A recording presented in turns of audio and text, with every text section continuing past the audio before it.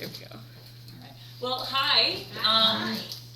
As she said, I'm Kim Catron, and thank you so much for inviting me to come and talk to you. When I got the email requesting if I could come do this, I was really excited. I was like, sure, I'll come talk about my book. This is fantastic. So a little bit about me. As I said, my name is Kim Catron. I teach over at the middle school where I teach English, the 8th graders. My husband is the pastor of Lund Mission Covenant Church out in the Lund area of Stockholm, where Luella goes. Luella, who is our organist, is here today. And so originally I'm from Massachusetts, and that's where I live. My hometown. Fantastic. What part? Well, I was born and raised in Mattapan, and then I lived in Brockton. Perfect. I grew up in Peabody. Oh! So, yeah, grew up in Peabody, and then my husband and I and our kids, we lived in Haverhill. So, and I taught at Peabody High School. Yeah. So, yeah, well, wonderful. So, yeah, I spent my entire life in Massachusetts, and my husband was an associate pastor out there, and then about almost 6 years ago, he felt called to, sure, hi, come on in. He felt called to move to another church, and we found ourselves out here in rural Wisconsin.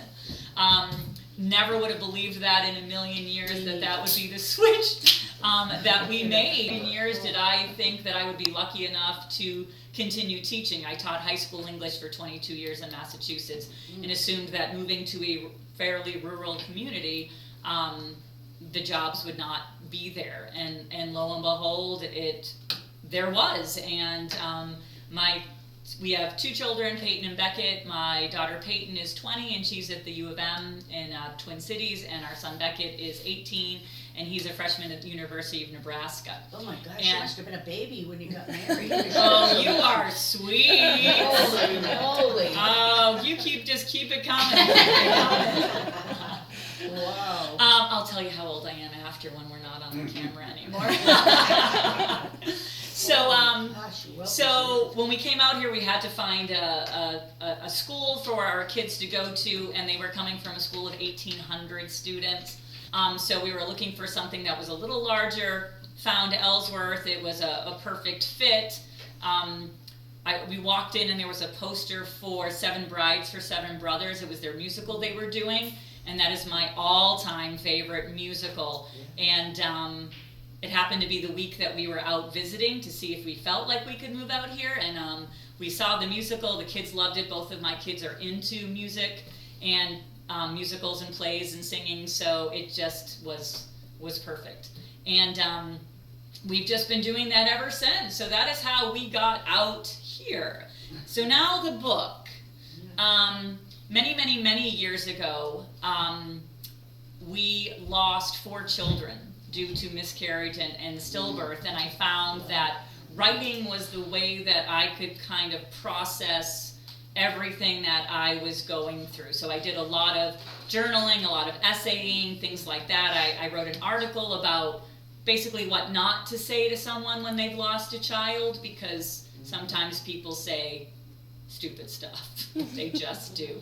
So I wrote an article about that, and then I think I was looking for a way to get some private time, because I had 2 little kids at home, and I was working full time, and my husband was in seminary and being a pastor. So I said, I'm going to write a novel. So I said to my husband, Darren, I need 4 hours every Saturday to go off on my own so I can write a novel. And he was gracious enough to let me. So I wrote a novel. It's really bad, but I wrote it. And I was like, hey, I can do this. I've got 2 kids, a full-time job, and I wrote a novel. So then I decided to get my master's of fine arts and creative writing. So I did a master's program where I wrote my 2nd novel. And then I marketed that around, had a little bit of interest in it. It was a rather dark novel, though. It dealt with a couple who lose their child to SIDS and what that does to their marriage. And didn't really get any major bites on that. So I was like, I'm going to do what a writer does. I'm going to start writing another book. And so I wrote the first chapter of Threshing of Straw. It just came out of me. I don't know where it came from. It's one of those weird writerly things, I guess. And it just came out of me. I wrote the first chapter, and then I said, I have no idea where this is going. I don't know where the story is supposed to go. I don't know who this character really is or even what happened to her. And I put it away for about a year. And I worked on revising my other novel from my MFA. And then I was up in New Hampshire. I worked at a summer camp all growing up. It's our church camp. And my kids went there, and my kids now work there, and my husband and I directed it. So it's my favorite place on earth. And I was up there walking around the lake when all of a sudden, all of sort of the pieces, I was thinking about the novel, where could it go, what could it do, who could other characters be, and it just sort of fell into place. And then I spent about another 3 or 4 years on and off writing it. I wrote it upstairs in the library here when my kids were at the high school doing their play practice and their musical practice, and I wrote it at the McDonald's across the street when the library would close at 8, but my kids weren't done until 9:30, and I needed another place to go. So a lot of the middle part and revision and everything else actually happened here in Ellsworth. So I got the idea for the main character, who was a 9-year-old African-American girl called Macy May, because I have a friend back in Massachusetts who fosters infants. And she was fostering this little biracial infant, got 3 days old when she brought her home from the hospital, and her name was Macy. And my friend's last name was Johnson. So I distinctly remember saying, Macy Johnson, that's a fantastic name for a character. And then I went, wait a minute, Macy May Johnson, that's even better. And I just pictured this little African-American girl named Macy May Johnson in the South. And like I said, I wrote the first chapter about her. And so we have Macy May Johnson, and she is 9 years old, and she is in Georgia, and it is in the early 60s. And the novel takes place over a week of Thanksgiving. And the novel is divided into 4 characters. There's Macy May, and then there's her mother, Rose, and then there's her grandmother, Cora Lee, and then there's her dad, Curtis. Curtis is a white man, and Macy May and Curtis, they get chapters written in first person. So they speak as if they are telling us their story. They use the pronoun I. Macy May's mom and grandmother are written in third person, limited third person. So they don't get to tell us what they're thinking and feeling. And so we're a little more backed up from them with pronouns she and that sort of thing. And so the novel rotates through those. It goes Macy May's, then Cora Lee's, then Rose's, and then Curtis. And it just keeps looping through the 4 of them as they tell their stories, and their stories intertwine, and there's some flashbacks for some time periods with Rose and Curtis, and also Cora Lee. So this is historical fiction, historical era fiction, I call it, because it's set in a different time period. It doesn't per se focus on one particular incident in the early 60s in the South, but all of those issues of what's going on in the early 60s in the South is certainly brought up with the characters. So I'm going to start by reading you a little bit of the first chapter so you can come to learn a little bit about Macy May. And would you believe I forgot my own copy today? I was running to the house trying to remember everything, my school bag, my this, my that, and I was driving here going, I don't even have my own copy with me. So I'll try not to bend this one in case anybody wants this one after. So, and just so you know, it looks so pretty, doesn't it? Like they did such a beautiful job with all of little extra. And oh yeah, I will tell you how this came to be published after I read a little bit about Macy May. So Harrison, Georgia, 1962. Now look up Macy May so I can wipe that off your face. Mama spit into her handkerchief and skirted it over my chin, her wet saliva making me squirm. Why you can't seem to keep chocolate off you is beyond me. One piece and it looks like you took a bath in it. I can't help it, I say, shrugging my shoulders. Ladies don't shrug, and watch your sassing in case you forget who you're talking to. Now give me the rest of it. She held out her hand, her fingers motioning for my contraband. Come on, I'm not having you get off this bus at your grandmother's covered in chocolate. It's hard enough sending you all alone. You don't need to arrive needing a bath. But Mama, I bought it with my own money. It was true. I had saved 10 cents working for our next door neighbor, Miss Eunice, sweeping her porch clear of leaves for the whole month of October. She had a crazy old maple tree that wept yellow, orange, and red like it was trying to repaint the ground, as if God made a mistake when he decided on green. In the afternoons, Miss Eunice liked to sit on the porch and watch the going-ons of the neighborhood, and said she was afraid she might trip on all those hues. She just might have, too. I had seen her shuffling over to her folding chair she had perched next to the right side of the front door, a less obstructed view, she said, and between her feet and those camel-colored orthopedic slippers and her cane, stumbling didn't require too much of the imagination. Macy May, now. I rolled my eyes, reached into my pocket, and surrendered the Sky Bar. So much for saving my favorite section, fudge, until later. Mama stowed it in her purse and crouched down next to me. Grandma or Otis will pick you up at the station. If they aren't there, find a bench and wait. Don't go wandering around getting in trouble. I rolled my eyes again. I was 9, but you'd think I was some sort of juvenile delinquent the way Mama was always reminding me to not get into trouble. Her fingers fumbled over my coat buttons and she adjusted the scarf around my neck. Quit, Mama, it's too tight. You're strangling me. She stood up, smoothing down the waist of her coat with her hands like she always did when she was nervous. She thought I didn't notice, but I did. Daddy used to tell me I could be a private investigator like Perry Mason someday. I was so good at focusing on everything going around me, though it seems not when it really matters, like it did a few months ago when he went outside and never came back. You know, I wouldn't be sending you there if it wasn't absolutely necessary. She turned her head looking down the road for the bus. It's just, well, with your daddy being gone so long and all, he's coming back, Mama. You make it sound as if he's dead or something. I loosened the scarf and let the sides fall down by my arms. Macy May Johnson. Her hands were swift and my throat was double wound before I could say anything more. We've been having a cold spell in Harrison, 48 degrees, the coldest recorded November in history. Keep your scarf on, she said, and looked at her watch. The bus should be here in 5 minutes. Can't you just cooperate for that much longer? I looked down at my boots. They were too small, a hand-me-down from one of Mama's friends, and my toes pinched at the end. I stomped my feet. My toes are getting numb, I said. Can't we wait inside the station?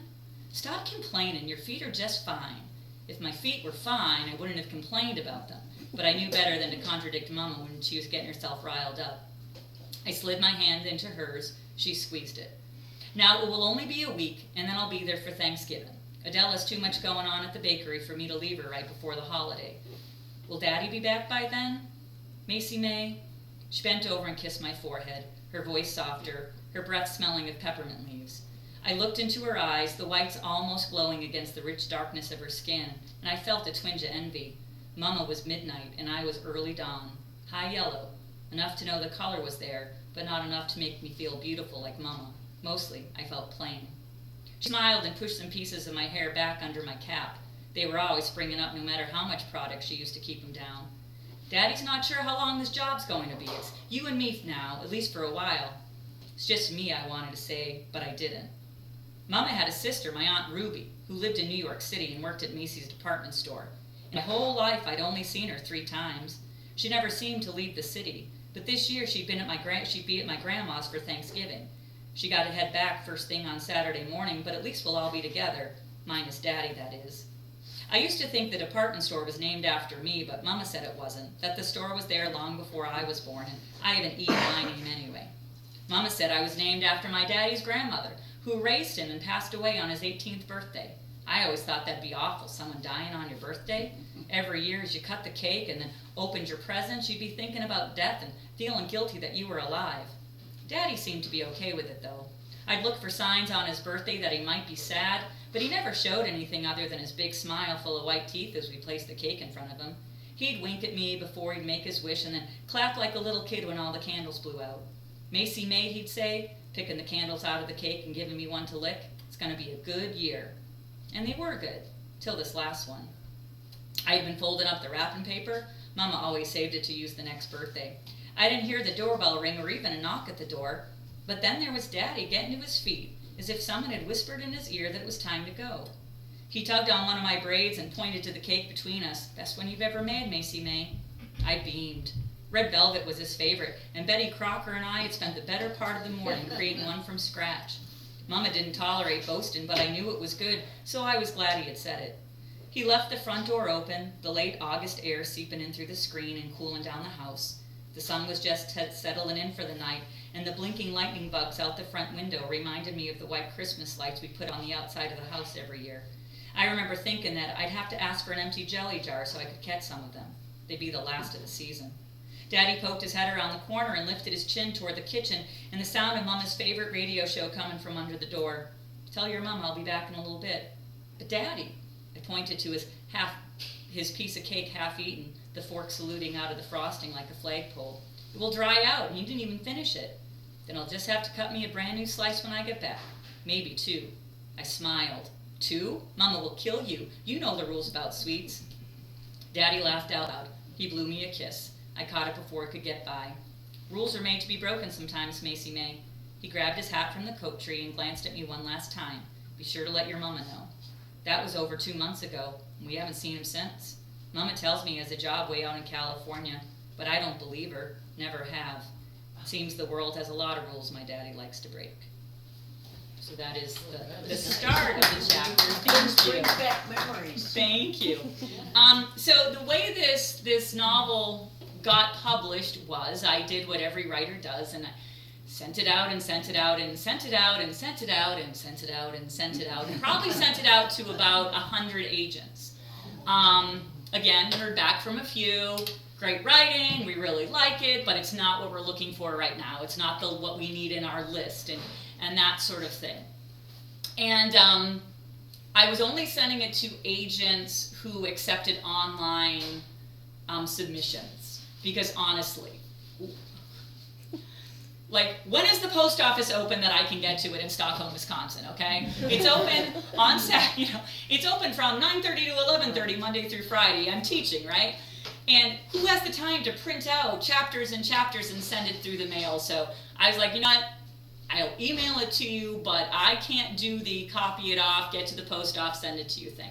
And then COVID happened. And so in my MFA program, I had the luxury of working with New York Times bestselling authors as my mentors and as my teachers. And there was one in particular, he's from North Carolina, called Wiley Cash. If you've never read him, I know we have him upstairs. He's fantastic.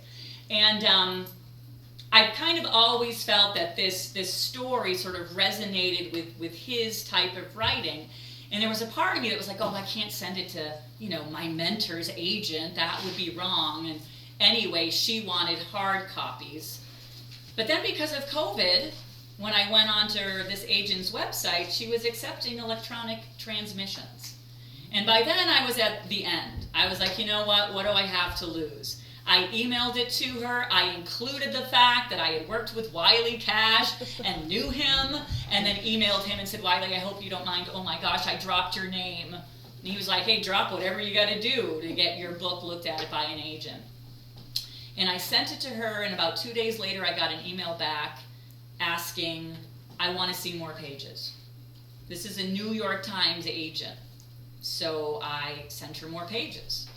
And then I got another email back from her saying, I want to see this whole thing. So I sent her the whole book, waited with bated breath. And then about 3 weeks later, my phone rang, and it was a New York area code. And I picked it up, and I'm like, hello? And it was her. And she started, Kim, I love your book, we can sell it. I want this book.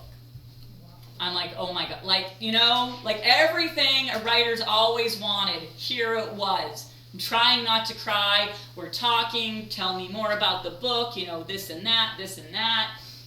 And then she said, so tell me a little bit more about yourself. And so I told her a little bit more about myself. And there was dead silence on the other end of the phone.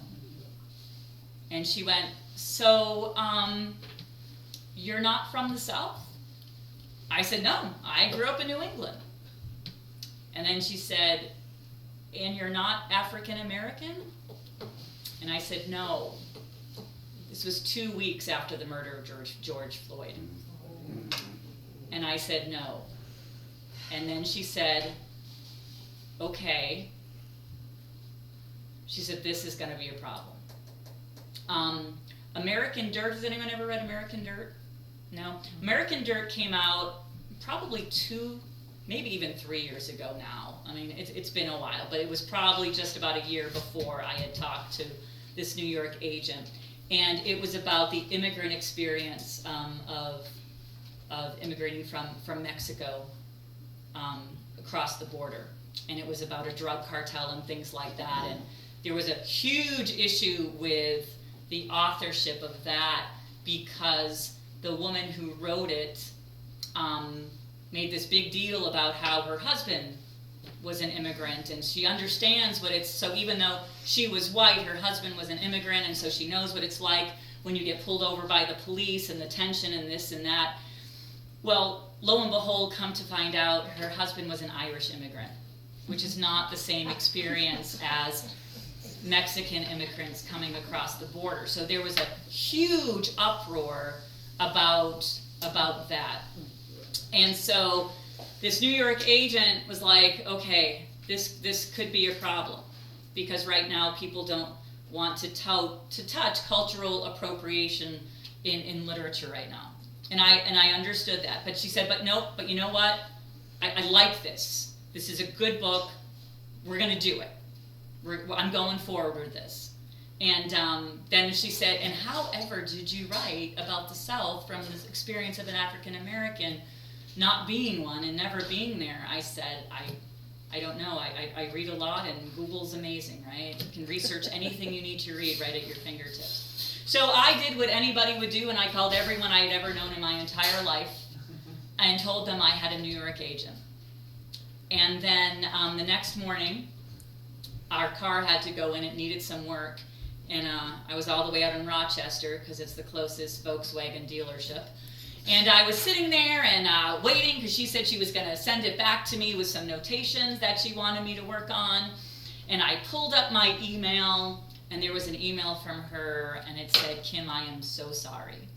She said, but the more I thought about this and the more I talked to my husband, who's also a New York agent, and other agents and book publishers, we're not going to be able to sell this right now. She said, a year ago, 3 years from now, but not right now. And she said, you know, in her 50 years of experience, she's never had to do this. And then I cried, which helped me ironically, because when they came to tell me the work my car needed to get done, I was crying like a baby. And so they gave me a free rental, because the guy's like, well, your car's going to need to stay here. And I said, how am I going to get home? Oh, dear. He's like, we'll give you a rental. I'm like, but I live in Wisconsin and this is Minnesota. Can I cross the border? And then I said, and I forgot my coupon. He's like, that's fine. We'll take the 20% off. You're okay. So it did help me. But then I had to make a lot of awkward phone calls back to everybody that I had told. So needless to say, so there I am. And it's COVID. And about 2 weeks later, I get an email from the Ohio Writers Great Novel Contest that I had submitted it to a year ago and had forgotten all about because I hadn't heard anything from them, telling me, congratulations, you're the grand prize winner, we're going to publish your novel for you.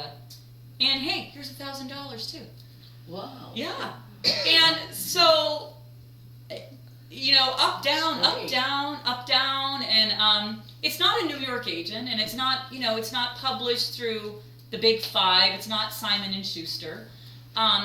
It's Bellwether Press, you know, a small press out of Ohio, and but I think they did a fabulous job with it. I worked with them. They had a editor, you know, read it over. They had a line editor read it over, and that sort of thing. And I made a few changes that they suggested that I agreed with. Some I didn't agree with, and I didn't change them. I had some say in the cover. I gave them some ideas I was thinking of. They sent some back to me. And so it really was an interesting process to go through. I mean, a lot of it fell on my shoulders. I had to get the blurbs, but luckily for me, like I said, I was in the MFA program, so I have blurbs from New York Times bestsellers on this. The publicity is sort of all my shoulders too. So I did a lot of contacting newspapers and things like that. And word of mouth, again, I think I emailed everyone I'd ever met in my life telling them, hey, my book's coming out, would you buy it? As of first quarter, so they tell you how many books you've sold after each quarter, so every 3 months. So my first quarter, I sold about 650 books through Amazon and bookstores and things like that, and they say that's a really good start, when you're not published by one of the big five that kind of do all that publishing things, publishing stuff for you. So that's how it came to be, and I finally have a book published. So a little more about the plot, just so you know. So Macy May is going to her grandmother's house because Dad is gone away. And so this book revolves around secrets. Everybody in the family has secrets that they have kept for one reason or another, thinking that it would be best for them and for others to not know of their secrets. But of course that's not the case, and all of the secrets come out as that 1 week happens. There's some mystery in there, there's some intrigue, there's no romance, actually. That's probably the only thing that's not really even in there. There's really no when I think about it. But yeah, there's this intrigue. There's Curtis, the dad, suffers from PTSD from the Korean War. So that was interesting, doing some research on what that looked like, especially back then when it wasn't talked about and it wasn't treated as it certainly is today. So I had a lot of fun. I have to say I have a lot of fun with this. But about the age, I heard a few laughs when I mentioned making the cake with Betty Crocker all day. And one of the woman who did my edits, I don't know her age, but she was awfully young. And she emailed me about that, and her question was, well, why would it take her all day? It's just a box. And of course, I'm looking at my kitchen with the classic red Betty Crocker cookbook that everybody in the world has, and I'm like, no, honey, it's from scratch, and Betty Crocker is a cookbook. It's not just a box of cake mix that you buy. So that was kind of funny. So that is one of the things that I was like, no, we're keeping that in there. So yeah. So any questions that you have? I can certainly read a little bit more from the book, a different character if you'd like. Sure. I have a lot. Actually, Yeah. I met you. I was working at the high school when you moved here. Oh, okay. I'm a retired teacher, and I went back for a few years. All right. In the study hall and the lunchroom. So, and I thought, wow, that's a brave family. 2 kids of this age and put them in school. Yeah, tell your Well high done. schoolers we're moving you. Yeah. They were, I have to say, they were amazing. My son cried a little bit when we told him, and they never looked back. They adjusted beautifully. Yeah, it was pretty good. Even though I know they had a more active theater background than when they got here. But first of all, I have to congratulate you because I've taken a lot of writing classes, and I was amazed. I was just completely enthralled. And then by page 10, I thought, I know everything I need to know. I know all these characters. I know where they are, which is what you're supposed to do, and tell the story at the same time. And I thought, page 10, and she's done that. And then page 16, oh my gosh, there's all these people, and I know, I understand this so well. I thought that was just remarkable. Oh, thank you. But how did you get the title? Because, you don't thresh straw, so I was just know. wondering You never do a title like this in a farming community. Yeah. So I'm going to say I picked this title back in Massachusetts, okay? Where we certainly have farming, but I just lived in typical suburbia, and I'll be honest with you, I have no idea. It's been so long and I didn't write it down, like, why did I come up with this title? So I really don't know, but I've had farmers comment, Kim, when you thresh straw, you just get straw. Yeah. So then I was like, oh, maybe I can make that thematically work though, right? Because we're trying to keep secrets, thinking we're going to get something different, but you really don't. You still get all the pain that you had from keeping the secret. That's kind of like still having straw from straw, but that's just me trying to make it work. So I really don't know. All I know is that I can't write unless I have a title. So I had to have a title first. However, over Easter weekend, I was watching The Great 10 Commandments with Charlton Heston, which I love. Like, I own it. Isn't it great? I finally managed to watch it all this year because I broke it up into an hour and 20 minutes for 3 nights. It's like I never see them get through the Red Sea because I always fall asleep. So I finally saw the end of the 10 Commandments. But as I was watching it, there was a lot of times they were talking about threshing. And you had to thresh it to make the brick. So, I don't know, in the back of my head, I'm like, I'm wondering if I was like in the middle of watching the 10 Commandments years ago and just threshing, because I honestly have no idea. I really don't.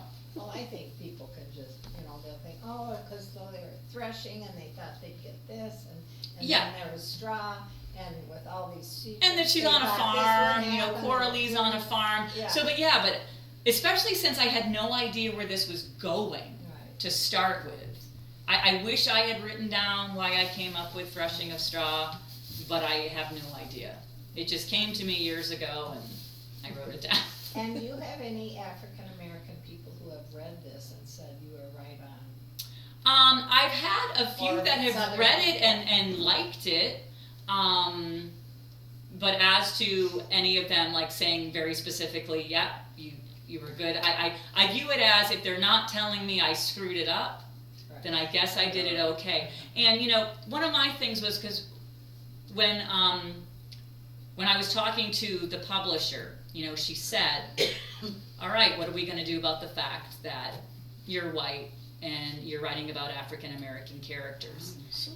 And I said, but I don't really feel like I am. I feel like I'm just writing about people.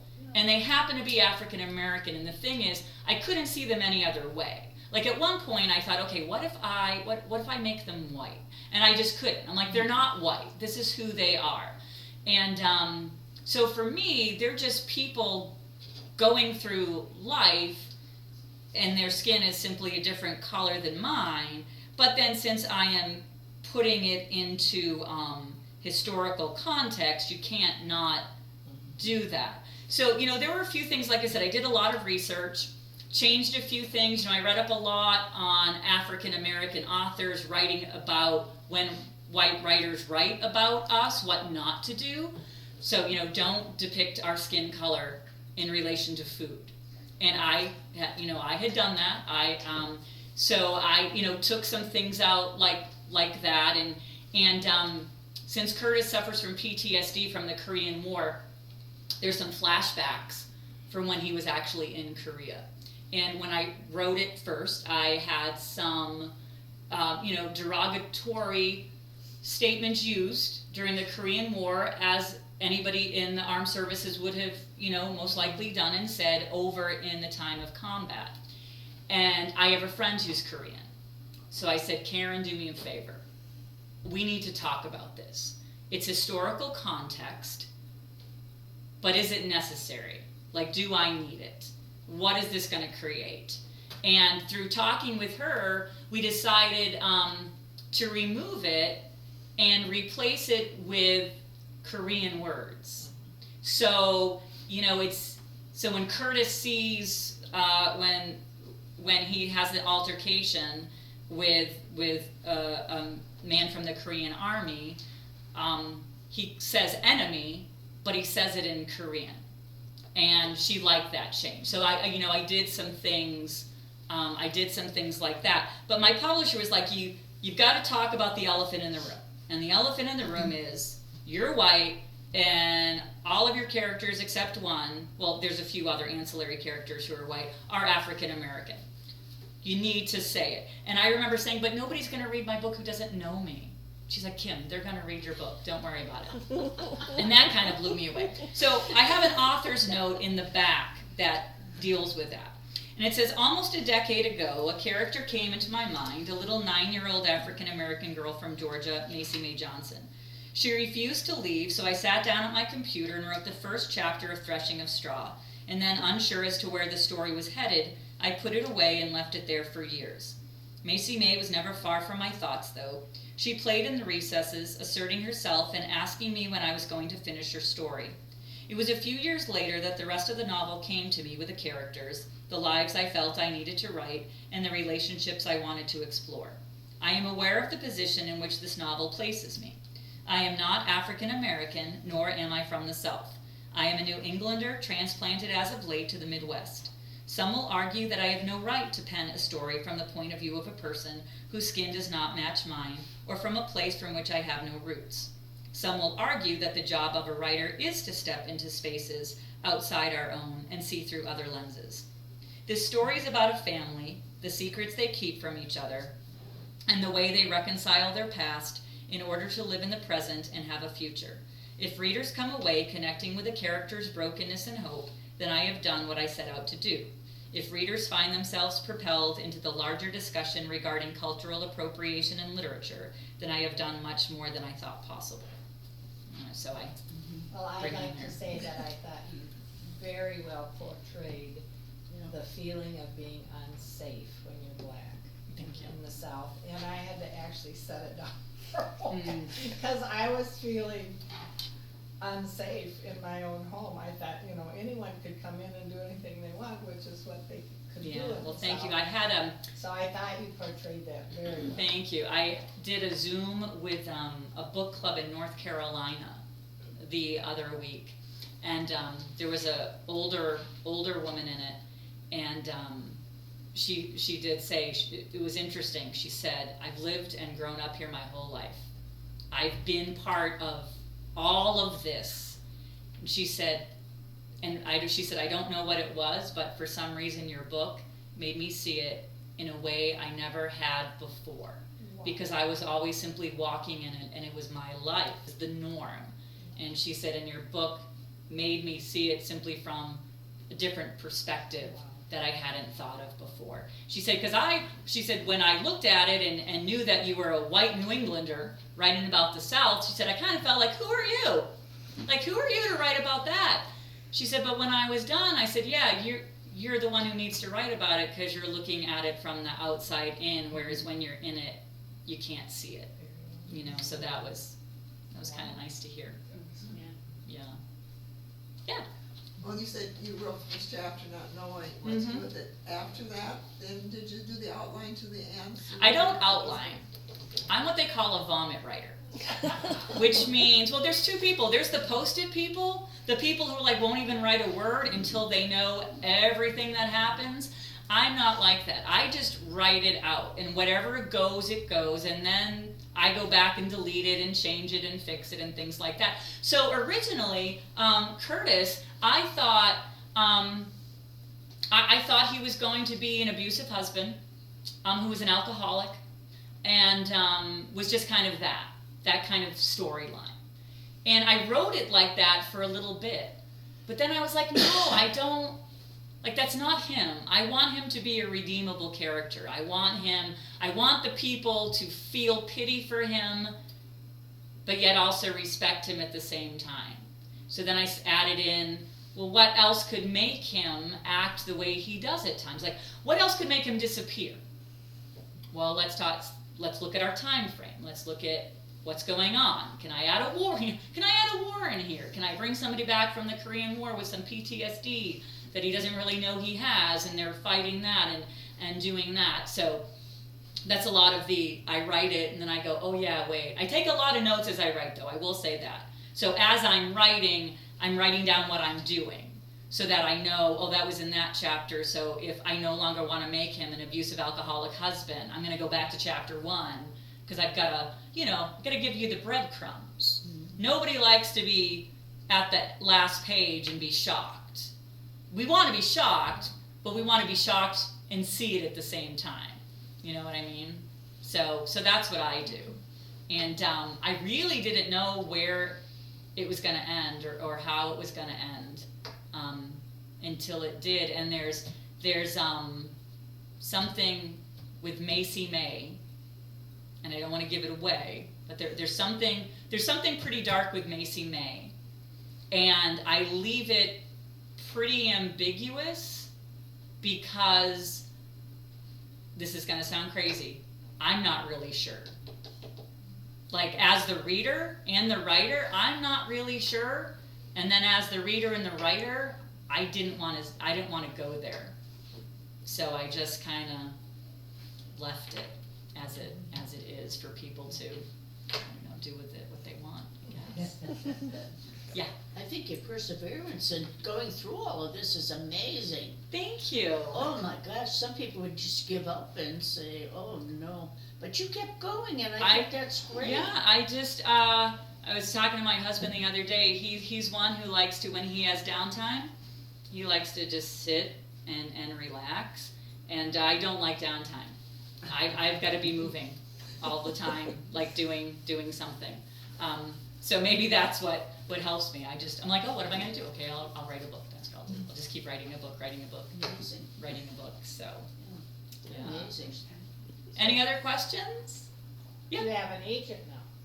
I don't. I don't have an agent because I have another book yet. However, I've got that New York agent who said, write me another book. Yeah. So I do need to get on the ball with that. But I will say that once this won the contest, then it was a year of having to work with them, so I couldn't work on writing a new one. And then you would think with now my kid's gone out at school, I'd have all this time. But what I'm finding is I would write the book when I had 20 minutes here, 2 hours there, because I was bringing them everywhere. So now that they're not here, I'm like, oh, well, I could, clean the house, or I could just sit here and mind-numbingly watch TV for an hour now, or something like that, or, drive the 40 minutes to go to the grocery store. But I do need to start working on another one, because that New York agent did say, send me another one, and so I need to get that into her. Amazing. I think it should be a bestseller. Well, thank you very much. Very Make it one. There you go. Tell everybody you know. How many have you sold so far? A few over 600. Wow, that's Yeah, and the bookstore in Red Wing carries it, and the bookstore in River Falls had it, a little boutique in Stockholm. She had read it and loved it so much, she emailed me, she said, I want to sell your book, can you get me copies from the publisher? So she's selling it also. So, and it's, Amazon is probably where most people, buy it from. So yeah. Great. Yeah. That's good. Thank you. So, if that, I think we're good. Yeah. Yeah. One last. One more question. Sure. You mentioned the brown thrashers under the bird feeder and the call of the Chuck Will's widow. I just love those little. Oh, and then the food when they had the funeral. Did you research the food? Because I have a son who lives in North Carolina now and has a restaurant. Yeah. On the Outer Banks, and so when I read that food, I was like, she had to research. Well, I did a little, but I will say this: my mother-in-law is from Appalachia. She's from Cumberland Gap, right where those 3 states meet. Right. So my husband's side of the family, there's definitely like some southern roots there. Certainly not from the New England roots. So I sort of pulled on that too. And as to the birds, like I said, Google's fantastic. I'm like, okay, if I look out my window and I'm in Georgia, what birds am I going to see? What plants am I going to see? What trees am I going to see? Are they going to be blooming at this time of the month? And it just makes it so much easier. Oh my gosh, so much easier. Yeah. So, well, thank you. I really appreciate it. I do have some books up here if you are believe me, you are not required to buy one at all. But I did have some, and they said to bring some in case anybody would like them. You can also buy it off of Amazon. So if you're a Kindle reader or a Nook reader, you can get those online. You can get it on Kindle Unlimited if you belong to that. And then I get paid by page. I think I get like a penny a page or something like that. It's pretty funny. So there you go. But thank you so much. It was wonderful talking to you. And that's it. And thank you.